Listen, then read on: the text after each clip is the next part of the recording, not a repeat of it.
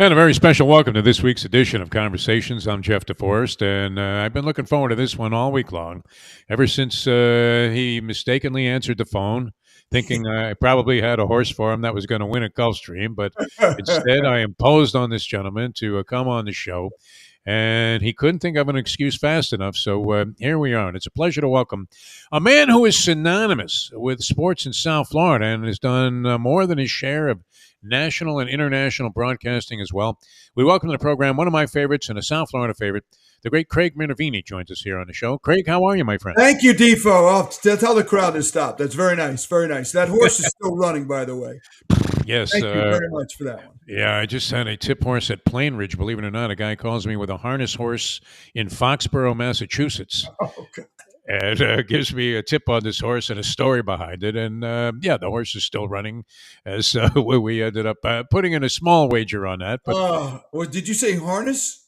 harness to Jugheads, yeah. I think the horse was ridden by or driven by Carmine Abatello. I'm not sure exactly what the story was. They brought him out of retirement to stiff this one, and that was that. How are you, Craig? How's everything going? You're doing so many things. You were just doing the Caribbean baseball tournament. You're involved still with the Panther broadcast. Of course, the Marlins. We'll get into all of that and Yep. your thoughts on the local teams. But in general, how's it going for Craig? Not bad. The Choque, it took me about 6 games to get the name down, Choque de Gigantes. And then I realized after, on Monday, somebody told me, no, it's Gigantes. Gigantes.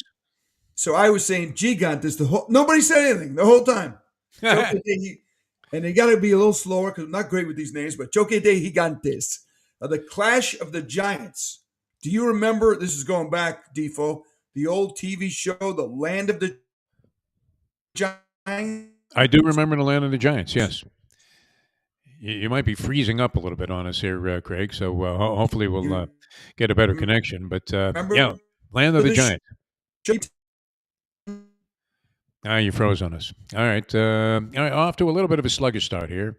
As Craig, I mean, great look, but at the same time, nothing happening. We might have to bring AJ in and have you reconnect here to get conversations rolling today. Craig, of course, involved for so many years in local sportscasting, first in Palm Beach, and then went on to WTVJ, an NBC affiliate in Miami. AJ, we had a little freeze job on Craig Minervini, so we're hoping to straighten that out. Should he just check back in with us?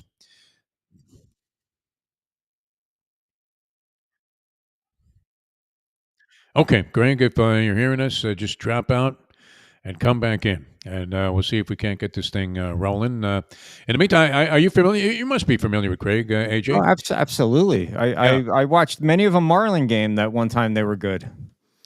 Yeah, and he does a brilliant job with that. And one of the things I guess we can get into, it's not easy. There he is. He's looking like he's got movement now. Yes, the paralysis has ended. And we got Craig Minervini. Turns out we were just talking with AJ. He says he's a huge fan of yours and watched many a Marlin game that you've been involved in. Can I tell you a story, Defo? You may not know. I just happen to have this right here. All right. Did you ever play? I'm sure people watching have played this game. Is that the one where you move the men? No, this is. You remember Stratomatic baseball? Yes. This is the Stratomatic was very popular. It's still around to this day. This is Stratomatic hockey. All right. Wow. Now it was the same game. The company's in Long Island, but it's a national game. You hear a lot of people talk about it. It was a great dice game with odds and what have you. And the home run hitters by the end of the year, if you played the season out, they were the home run hitters. It was the home run guys. Homers were like on 7, 8, 9, and if it was Bud Harrelson, 212, and you had to pick up a card 2-4. Yes. So anyway, the hockey game came out in probably mid-70s, and I used to ref my dad's games at Racket and Rink where the Islanders practiced on Long Island. Now, this was not a company that didn't want to pay any major league numbers to do the box. So they went out to this Sunday morning game between my dad's team. I think their team was the Arthritic Aces against the Cardiac Arrest was the name of the team. The goalie knew a photographer. They gave him $100 for beer money, and they shot these pictures. And that's your dad on the box? This is Sal Lombardo. This is a guy, John Plate, who used to beat my dad up all the time. And in this corner here, I just heard his voice last night. Craig Minervini. Wow.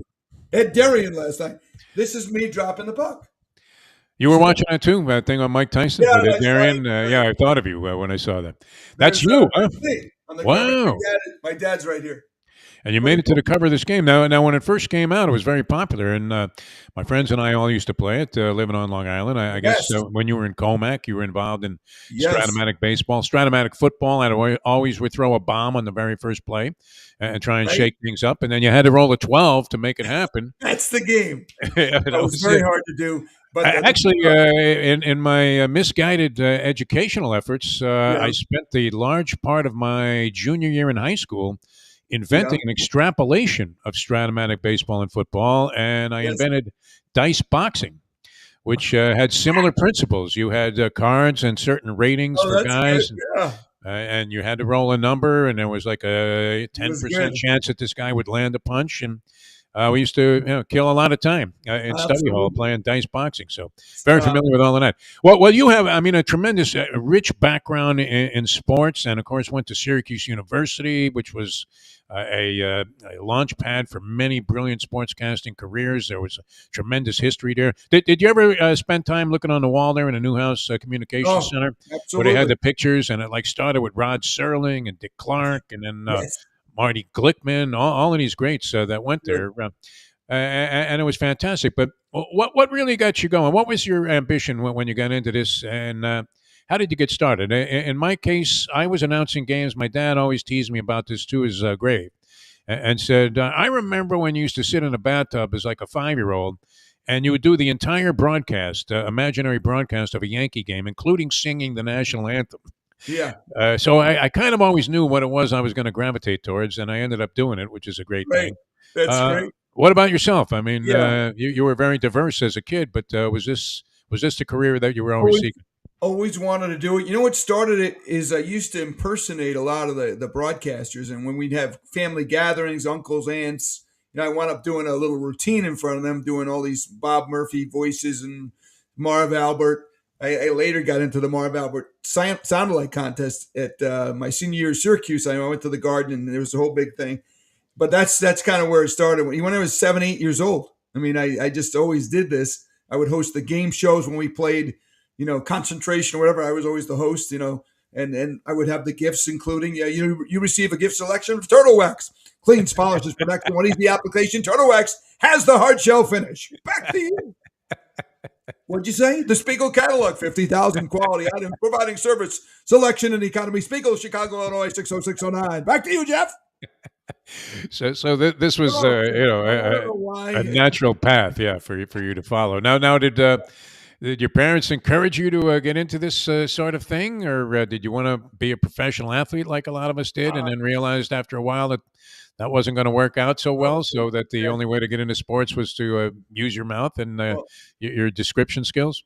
my mother would grab my hands kindly and say, "The hands of a doctor."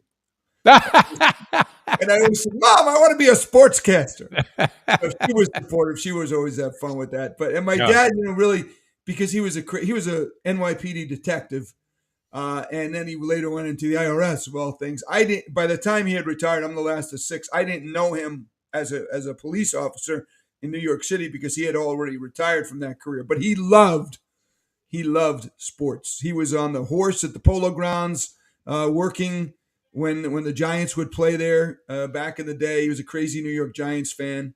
Loved hockey too. I guess we had a relative who was, believe it or not, this is going back a long way. My dad lived to 91. Thank God he had a wonderful life. But he was a boy in the 20s, and he went to these New York Americans games because we had an uncle who was an accountant for this hockey team that nobody else had ever heard of, the New York Americans. They played at Madison Square Garden, which led to the forming of the New York Rangers by this guy, Tex Rickert, who ran the Garden and said, "Hey, this is fun. We should have our own team."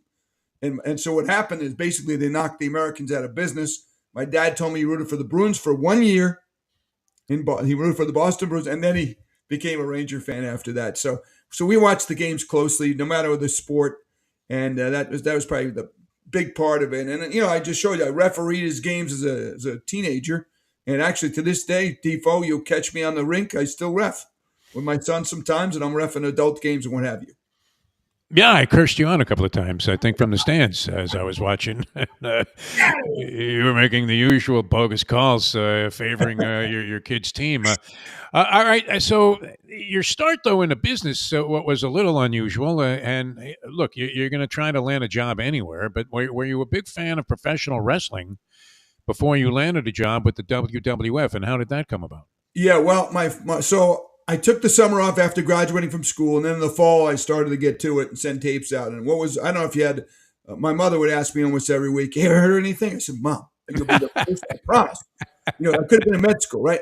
Yeah, I promise you'll be the first to know. It's not a fun thing to do. Yeah. And what I did was back in the day, really the way to do it. There was this broadcasting magazine that would come out, and there would be like one job in the back.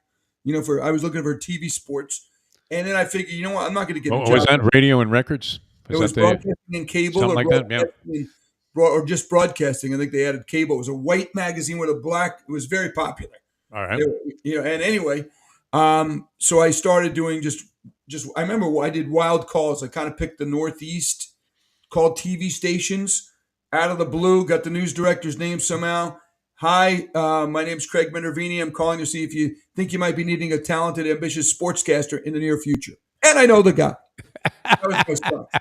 And the one job I thought I had a shot at, WMUR in Manchester, New Hampshire. I called the guy back up. Nice guy. His name was Miles Resnick. He was the news director. And he goes, "Not now, not now." I said, "Why?" He goes, "The Challenger just blew up." and I was like, if you remember, Krista McAuliffe, the teacher, was from Manchester, New Hampshire.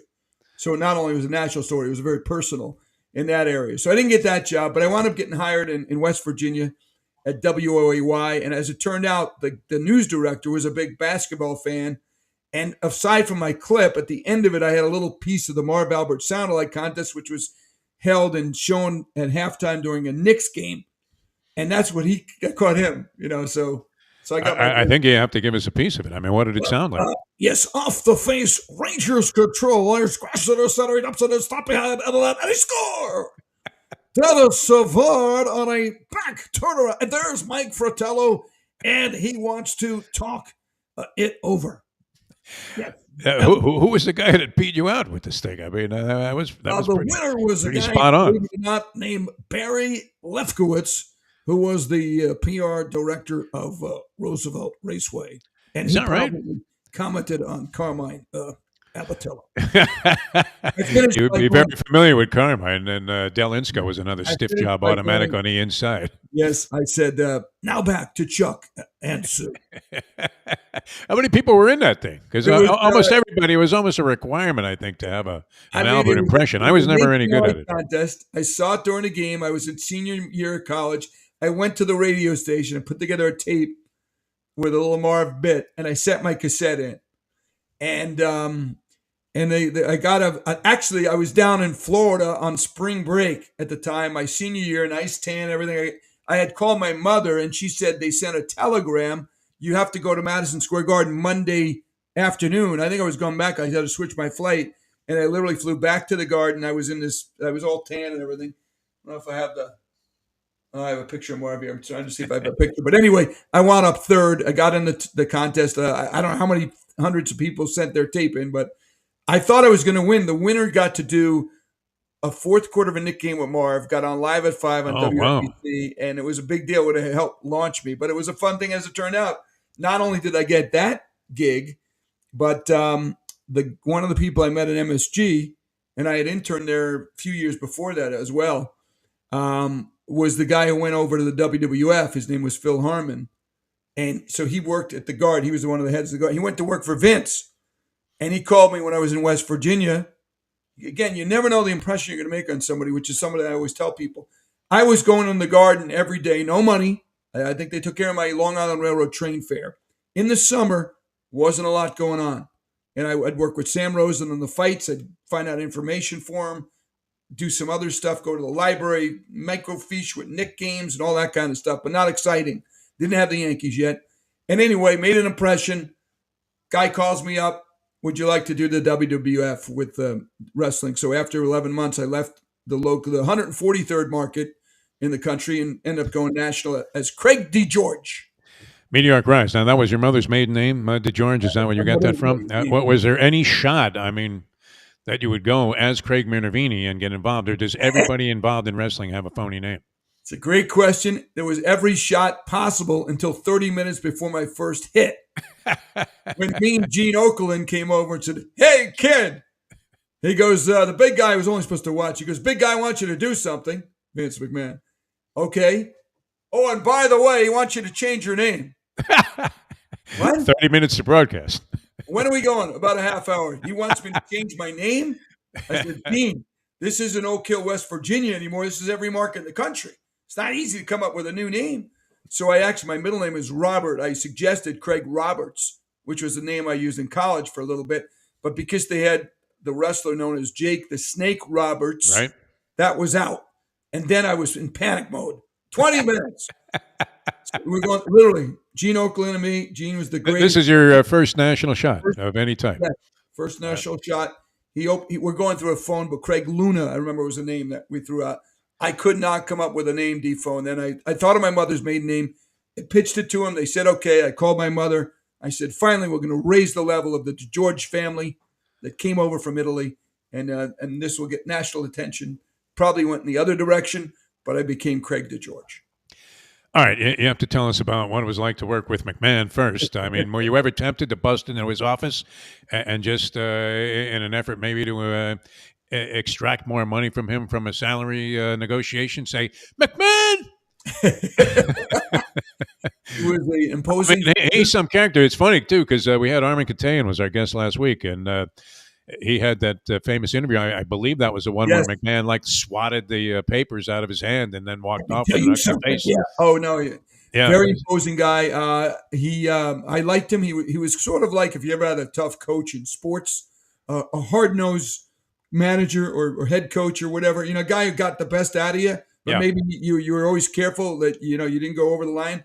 And so I was only in my early 20s basically to doing that job. So he hired me. I had a nice interview with him, and he was always very nice to me. But there were times, I remember one time, one of the things I used to do was do these live interviews with the wrestlers in front of 19,000 people out on a big podium, and they play the music. And I'm telling you, Defoe, I would bring Hulk Hogan on, and I get chills to this day when I hear the song, because it was as exciting a moment as any sporting event I've ever been to. I mean, the crowd was so into it. It's as loud as the Super Bowl. And I'm the one holding mic, which was cool. So anyway, this particular day, it was around the holidays. I think I said, "Merry Christmas, Happy Hanukkah," whatever. And my button on the way out had come out off, on the bottom of my jacket, my WWF blazer, which I have in the other room. And so McMahon, the music, all of a sudden, it stops. The whole crowd, and here comes McMahon, slowly walking out. We're on tape, right? It's what they call live on tape. Yes. So you never see this on television because they'll just re-rack it. But the live audience saw it. And I'm on a podium. Now I got to lean down.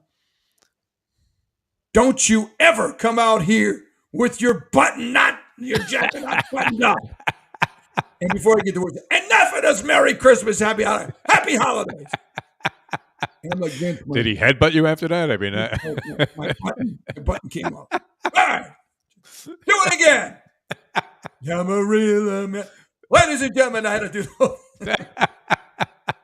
Yeah. This is early on. Now, me and Gene, no doubt, garnered much respect from all of the wrestlers that he talked with or spoke with during these interviews, which I think the greatest sports interviews clearly are the wrestler belittling and dehumanizing some announcer, that especially a guy that just got the job. So I would imagine that you were victimized by many unflattering statements and rants.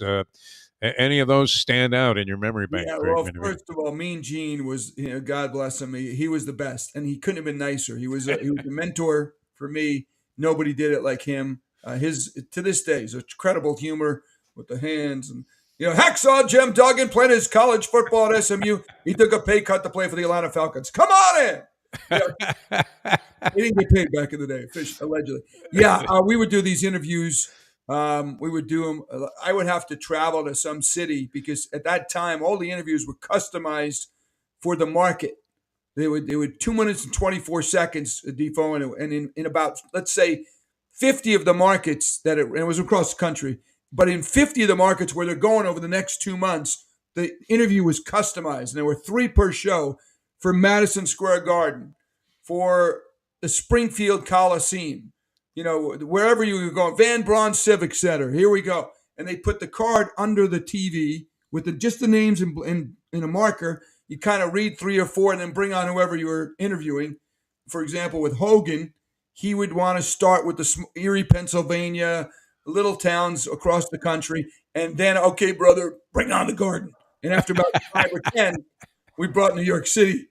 And there was funny comments. I mean, things that would go on. There was one guy, Billy Jack Haynes. He was a wrestler and he goes to the guy, "I'm gonna knock you down the Hershey Highway." So the guy who used to be the checker was a French Canadian, Rene Goulet. His name was, as a wrestler from Canada. He didn't know the other meaning of Hershey. It was Hershey, Pennsylvania. So it got on the air. I knock you down to Hershey. There were times where Springfield, Missouri interviews would wind up in Springfield, Massachusetts. Right. So everything was reversed. Yeah, I got elbowed by Andre the Giant, when I didn't expect it. All of a sudden, I took the mic away. I thought he was done speaking because he used to pause a lot. Yeah. Well, let me do. So I took the mic away, and as I did that, I'm not. He grabbed with his left hand the mic, and that big elbow, which is big as my face, hit my gut. Pretty hard. So there was all kinds of shenanigans, but for the most part, they were pretty nice. What kind of an awakening was it for a young guy in the broadcasting industry to have your roots there? It was nuts. I mean, I am not a dancer. I mean, I had to do the do-si-do with Hillbilly Jim on national television. Not a great moment. There was another guy, Outlaw. What was his name? He had a big whip. Outlaw Ron. I forgot his name, but anyway, he would. You'd watch out. He almost hit you with the thing, and he'd snap it. Outlaw Ron somebody. It was a crazy world, but it was a heck of a television show too. Now, is this at the stage where it was really starting to steamroll, or was it already established as really high-end stuff? Because I would imagine it would have been difficult to even get a shot at getting a job like that if they were in the heyday. I was there for WrestleMania 3 and 4. Didn't get bigger. Wow. 93,383 at the Pontiac Silverdome, and they were 183. Largest crowd ever for any indoor event. I was not on that show. I actually just joined them. I told you that story earlier. That was in Tampa. That, what's your name? That was in the Tampa Suncoast Dome. That was the Sun Dome on a campus of the University of South Florida. That's where my first event was. But so this is like only a month later. I was not on the WrestleMania 3 show, but I was there, and I did the highlight package for the George Michael Sports Machine. If you remember that show? Yes. Tony Soprano, our good friend, was the big substitute on there. Yeah. Yes, Tony was great at it. So that's what I did for that. Then WrestleMania 4, I was very, very much involved. Very nice. All right. So you transitioned. Did you decide to go legit? How did that end? And how did you end up in Palm Beach doing for a long time being their sports anchor there? Yeah, I got let go, but it was kind of surprising to me. I thought everything was going great, and I got in a raise, and just the guy Outlaw Ronnie Bass. That was the guy's name. Outlaw Ronnie Bass. Outlaw Ron Bass. That's exactly right. He was nasty. I mean, he was a nice guy away, but he scared the crap out of you. So did, by the way, Jake the Snake Roberts, because that snake could be on you at any moment, and I wasn't a big fan of snakes. So that was legit. It wasn't. Oh yeah, it was legit. He had that snake bite Randy Savage one night, and Savage said it was Savage's idea, but Savage says, "Listen, I know these guys at WWF."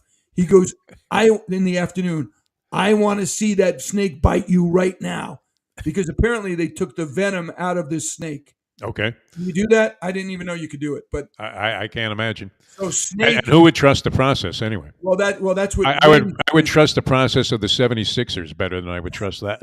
I get you, but Savage said, "I'll have the snake bite me in the match, only if the snake bites you right now, because I want to know that snake is not going to kill me." And Jake swore that it was venomless, but it was a big, python or whatever. Yeah. It was a huge snake. So he had the snake. I got a picture up here of him, but he had the snake bite his arm in the afternoon. No TV, nothing. And then Macho Man went, "Okay, we'll do it, brother."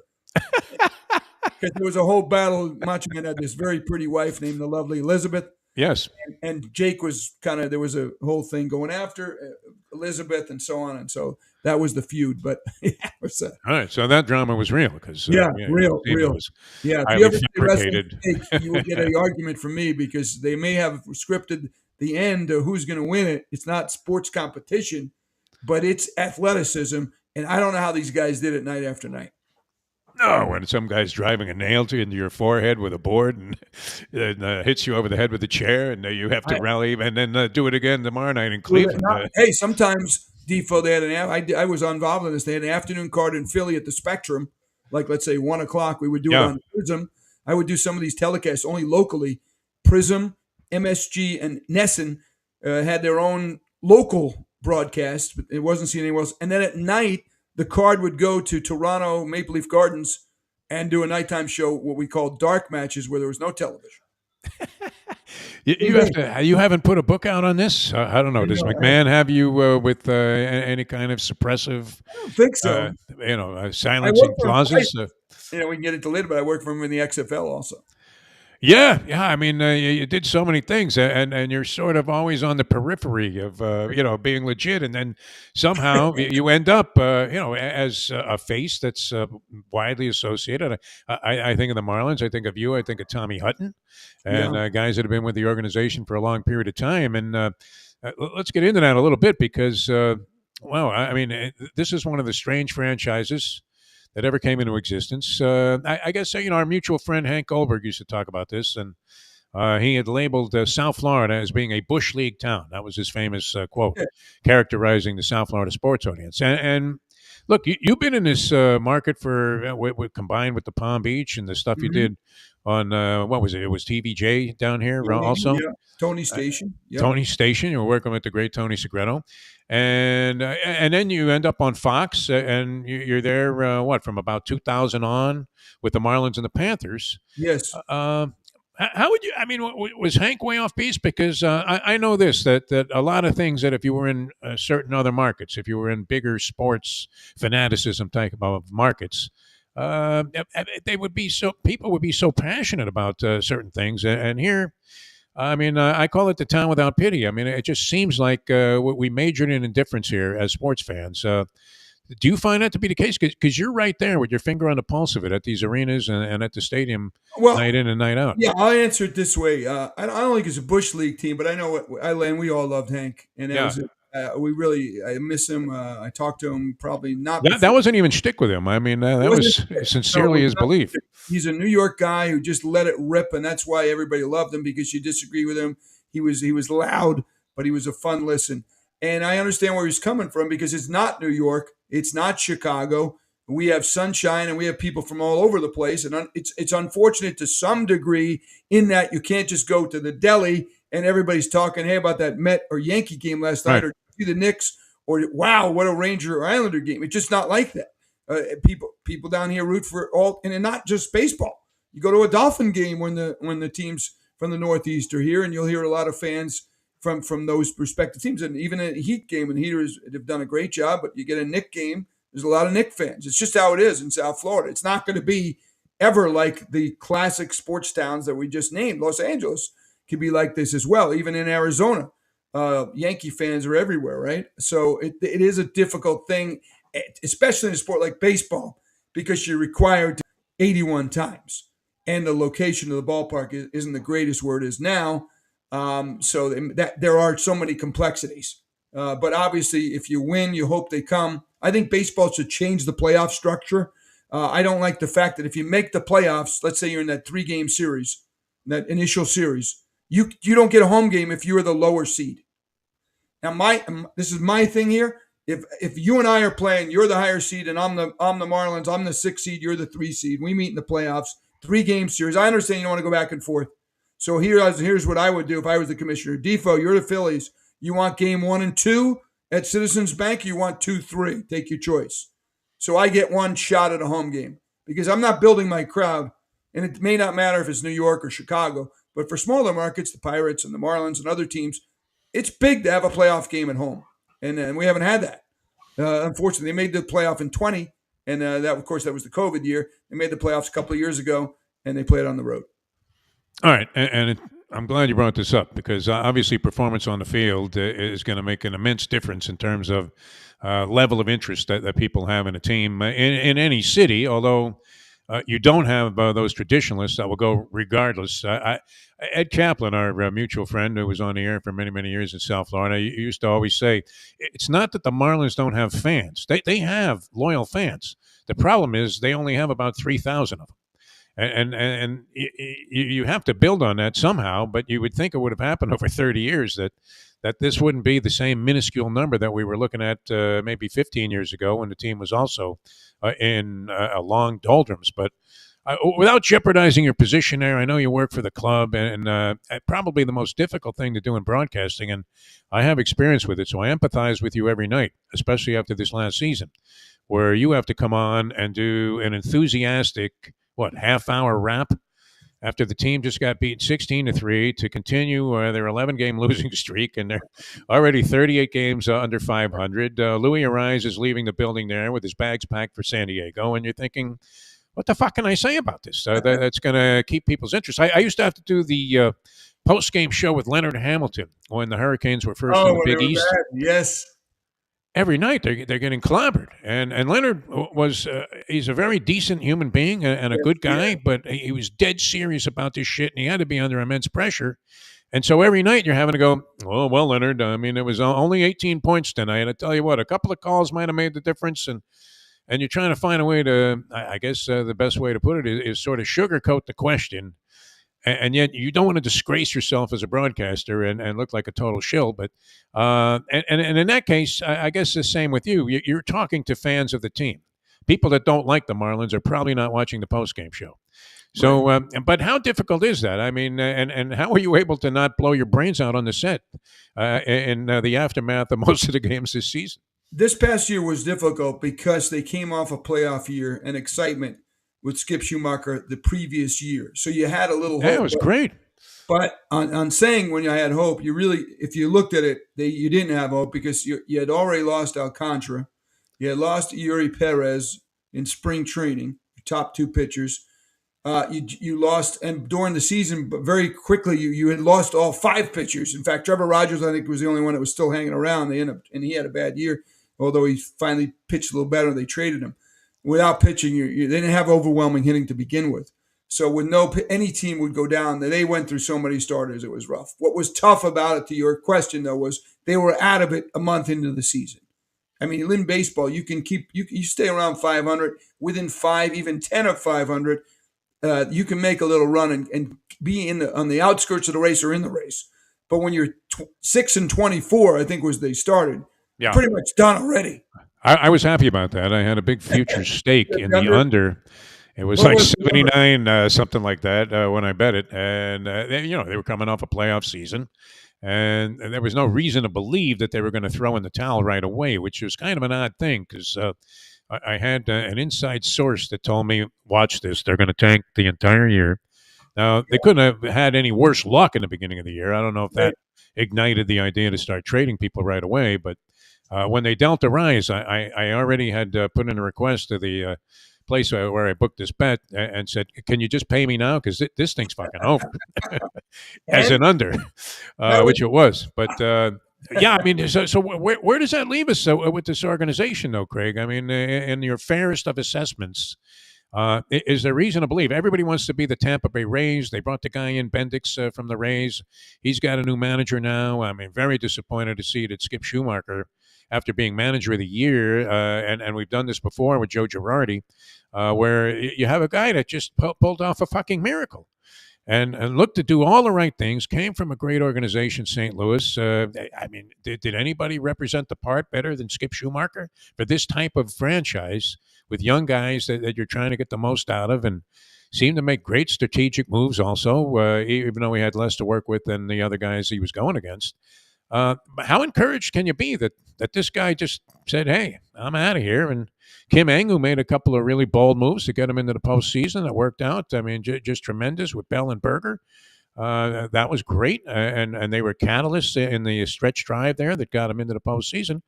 and the next thing you know, she's out of here too after what, 1 or 2 seasons. Yeah.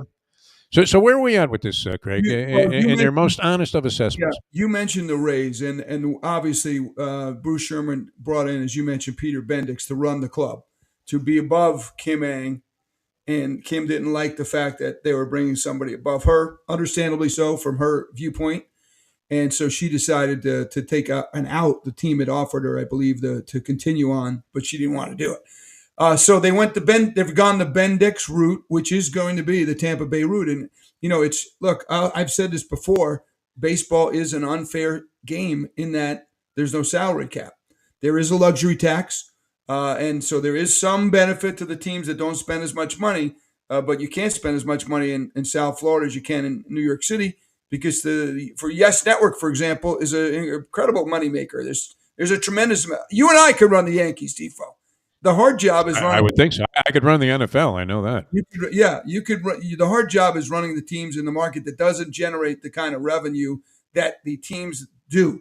We just watched the Dodgers and the Yankees in the World Series. These are the two high-paying teams. There are other teams too. It's not easy. I agree. It's not like when I was growing up when everybody was pretty similar in money. You didn't even know about some of their money when you rooted for those lousy Mets teams in the early 70s. But it's not like that anymore. So it is difficult, and you got to be a little more creative. And I think what Bruce Sherman tried to do here, and we'll see if it works, hopefully it does, is do a Rays style where you kind of sell high and buy low and try to rebuild it and try to compete. The idea, nobody's out there to lose. Everybody wants to win. I can guarantee you that. They want to win. They're trying to do it a different way. Hopefully it'll work. They did get a lot of prospects. They traded some good players. But that's the idea. It's not easy. I agree. They'd be the first to tell you that. One of the more misunderstood characters and personas in South Florida sports history probably was John Henry, who was reviled for making a statement that was kind of innocuous that, well, if I have to build my own ballpark, it's going to be a small one. And then people started, you could not be more disparaging about a guy. To be calling radio shows and going, yeah, I'll tell you what he's got that's a small one. And you're like, really? I mean, I don't know.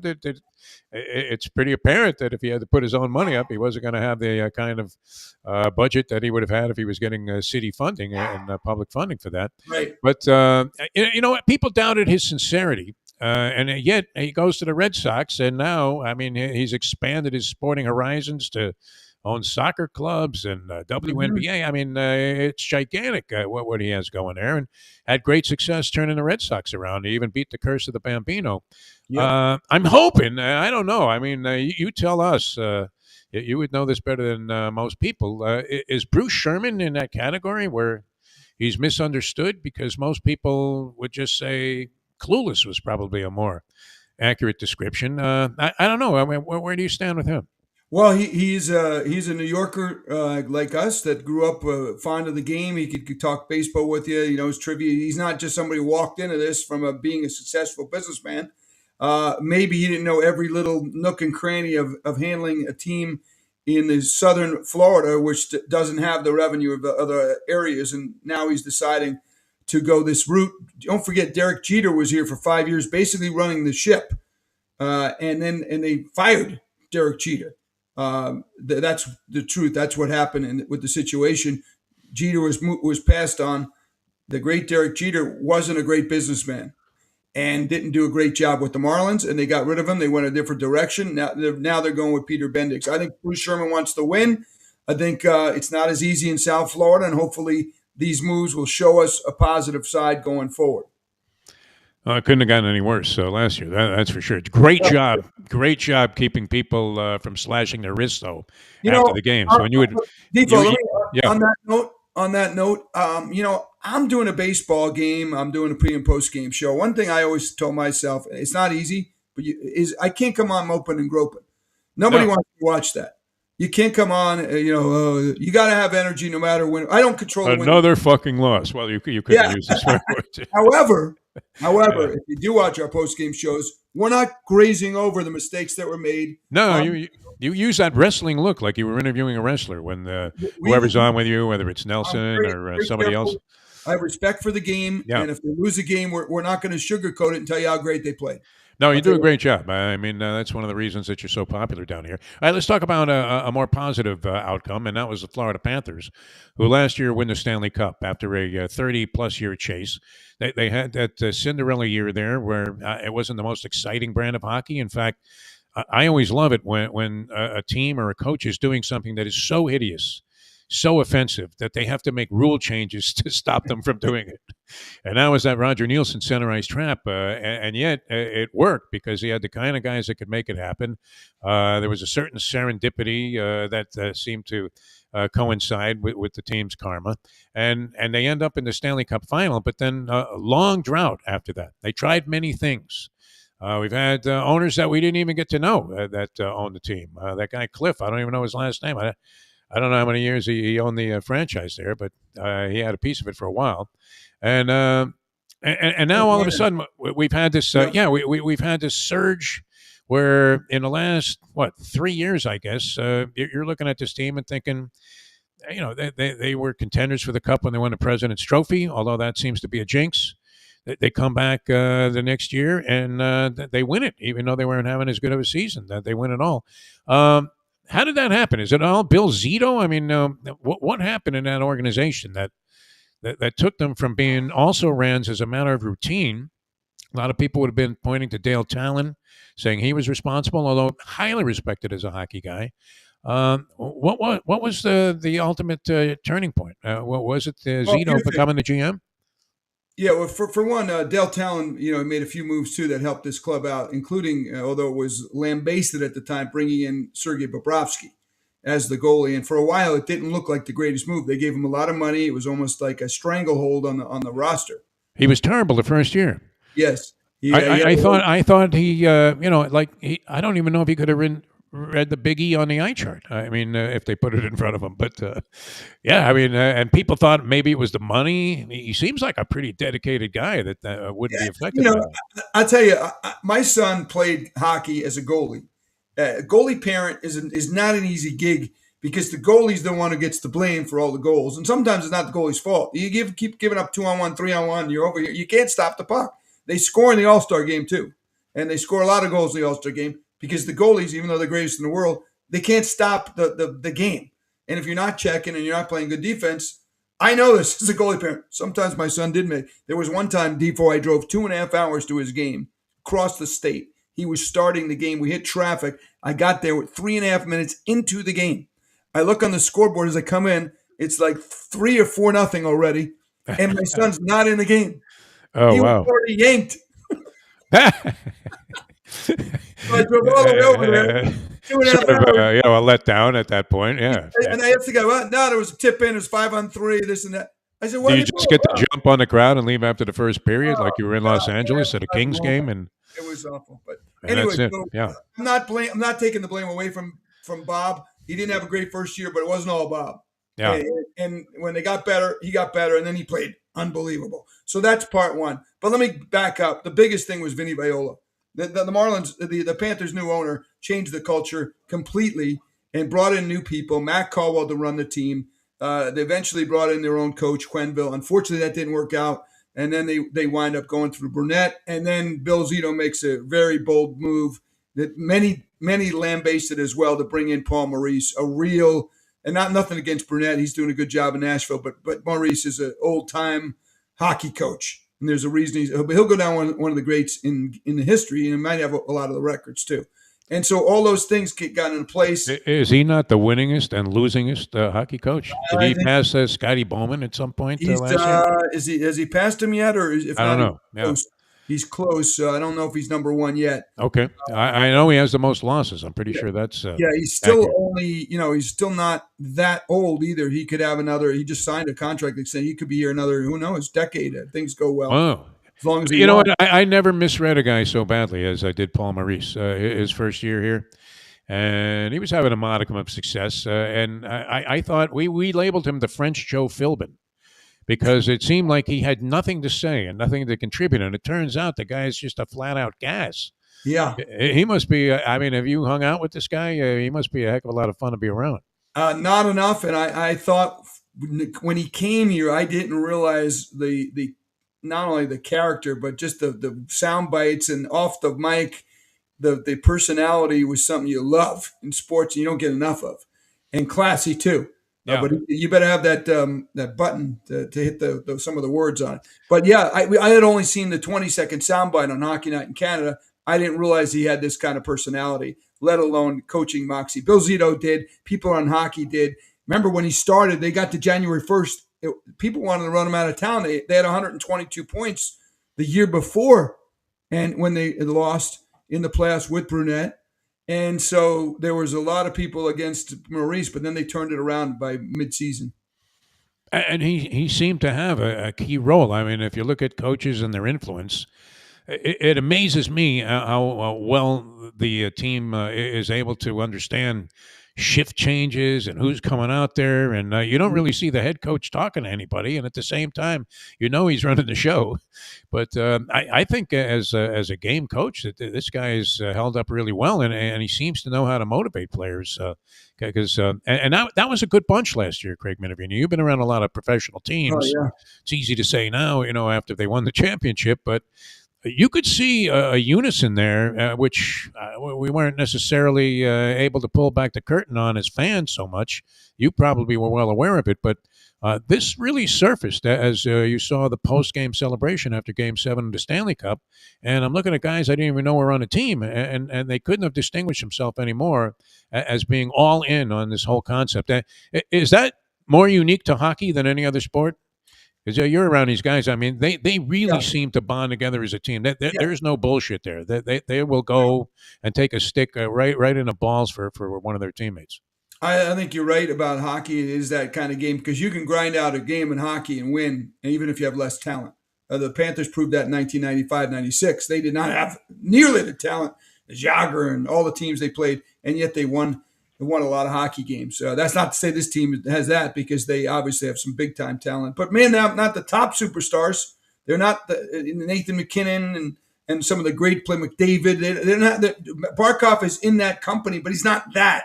He's a two-way player. And Kachuk's been unbelievable. And you go up and Reinhardt's as good a goal scorer as there is right now in the NHL. So yes, just to part of your answer is. But I can remember the story with the Oilers when they lost to the Islanders. In the Islanders' fourth Stanley Cup, and there was a talk, I think it was at the Coliseum.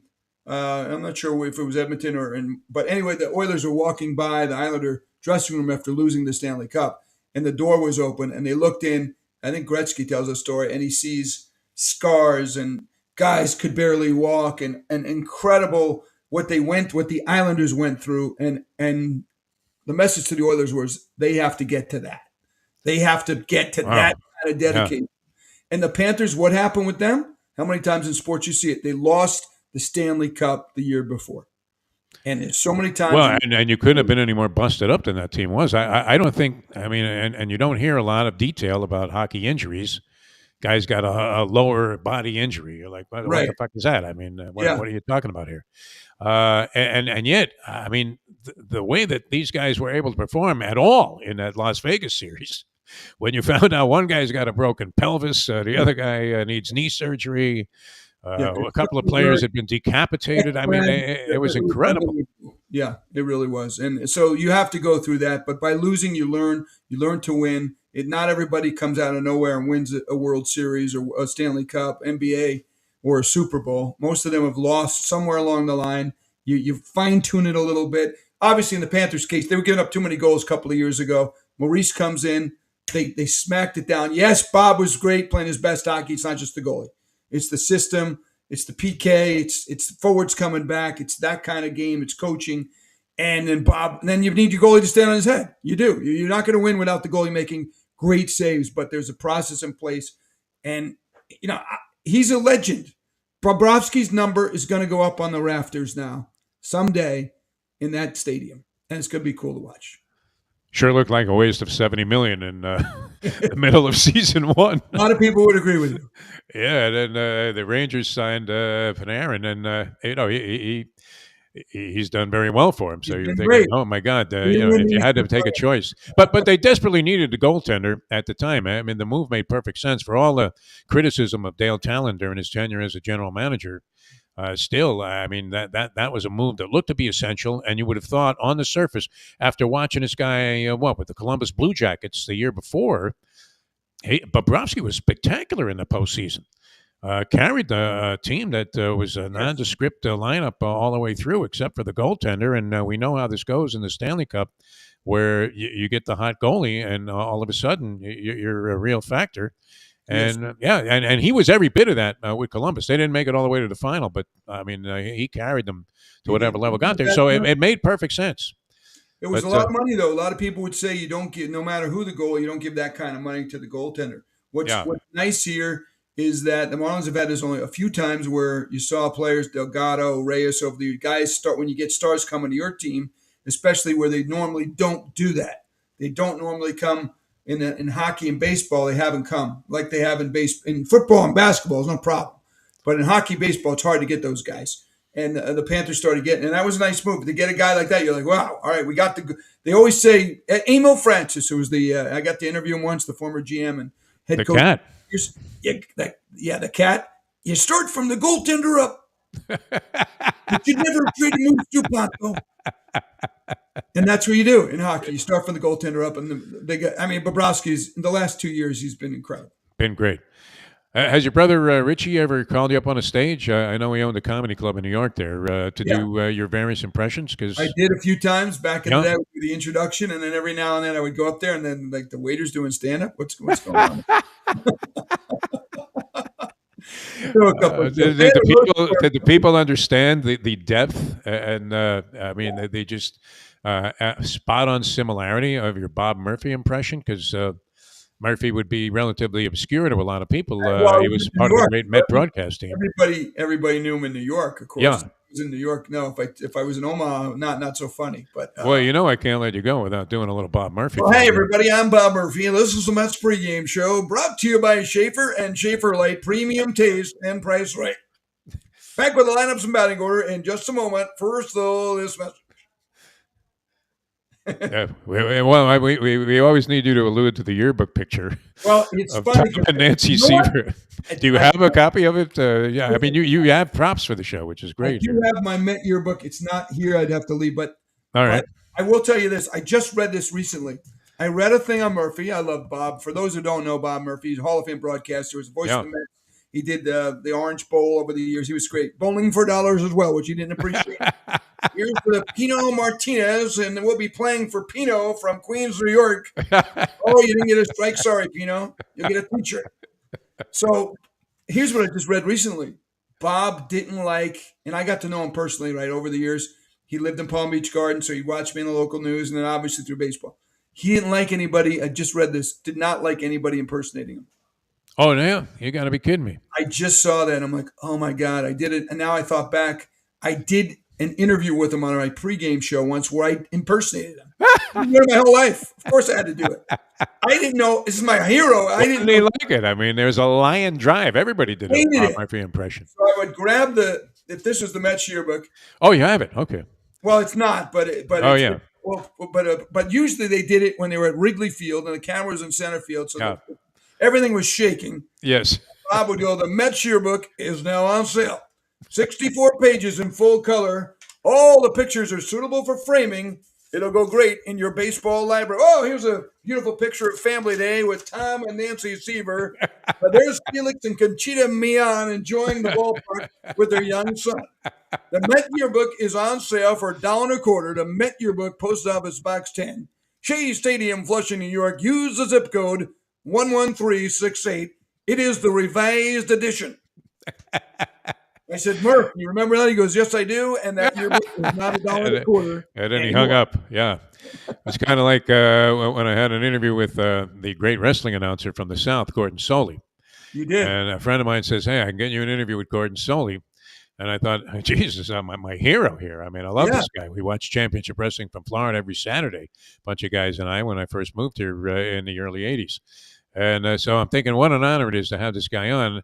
And I asked him before we went on the air, I said, hey, Gordon, would you mind participating in a little bit of a prank? I want to play a prank on your good buddy Joe Rose.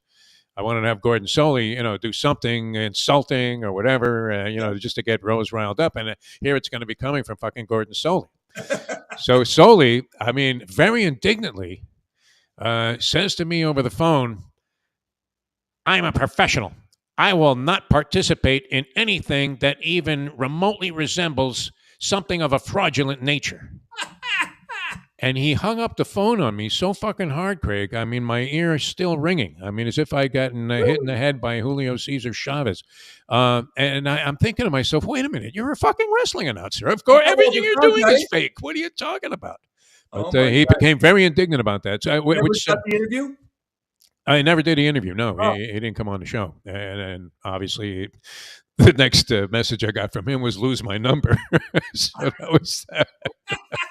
But I can't imagine Bob Murphy not feeling it an honor, especially somebody that could hit it as well as you do. Because he was always nice to me. There was another time after a game, a default. I don't know how much time we have, but basically he was waiting for the bus, and the usher downstairs says, "Could you give Murph a ride? The bus is taking too long."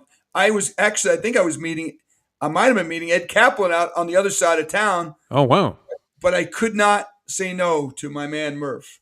Yeah, you had to give him the ride, sure. I had to give him the ride, and he was staying more toward the Aventura area, opposite of where I was going. But so I'm driving, and he's like, "Do you know where you're going?" Yeah.